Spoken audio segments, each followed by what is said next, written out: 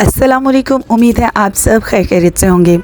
तो आज ना मैं आपको एक लेडी की ना स्टोरी सुनाती हूँ जो कि मैंने खुद टिकटॉक पर सुनी थी और मैं उससे बहुत उसकी स्टोरी से मुतासिर हुई। अब उस पर मेरी राय क्या है तो मैं वो आपसे शेयर करती हूँ, और आप लोगों को भी इस पर कोई राय देनी हो तो कमेंट्स में दीजिएगा।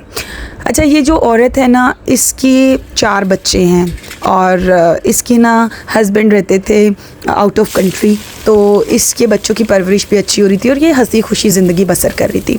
और जो इसकी लास्ट प्रेगनेंसी थी ना, जो इसको लास्ट बच्चा हुआ उसकी प्रेगनेंसी थी, उसमें तकरीबन उसके पैदाइश में 2-4 महीने रह गए थे तो इसके हस्बैंड की होगी डेथ। जब इसके हस्बैंड की डेथ हो गई तो इस बेचारी औरत ने बच्चे तो खुद संभालने थे, फिर इसने इद्दत का वक्त भी गुजारा घर पे आराम से, और फिर इस बच्चे को भी इसकी पैदाइश वगैरह भी हुई, तो फिर इसके लिए और ज़्यादा मुश्किलें आ गई।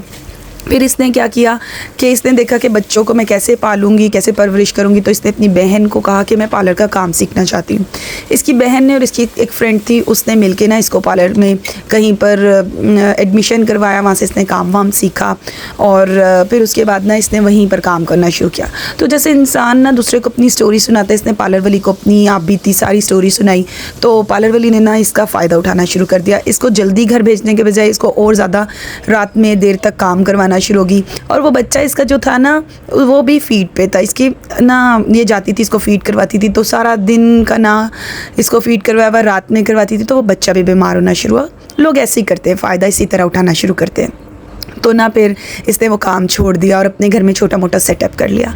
अभी भी वो औरत जो है ना टिकटॉक पे आके मतलब ख़ुद अपनी शक्ल तो नहीं दिखाती, लेकिन अपनी आप बीती बताती है और सब कुछ, वो बेचारी उसके हालात बताती है। तो यहाँ मेरी राय है कि जब आदमी सर पे होते हैं ना, तो कुछ आदमी ऐसे होते हैं कि वो औरतों को इंडिपेंडेंट नहीं होने देते। आपको अगर आपको पता है कि आपके पास बहुत है, मेरे बाद करोड़ों अरबों रुपए है, तो अपनी बीवी को आप भले इंडिपेंडेंट ना होने दो, लेकिन अगर आपको ये पता है कि आप कमाते हो और आपका घर चलता है और आप इतने सारे बच्चे भी हो गए हैं, तो आप अपनी बीवी को कुछ ना कुछ सीखने दो और इंडिपेंडेंट होने दो, वरना औरत के पास और कोई रास्ता नहीं होता। वो बेचारियाँ क्या करेंगी बताओ।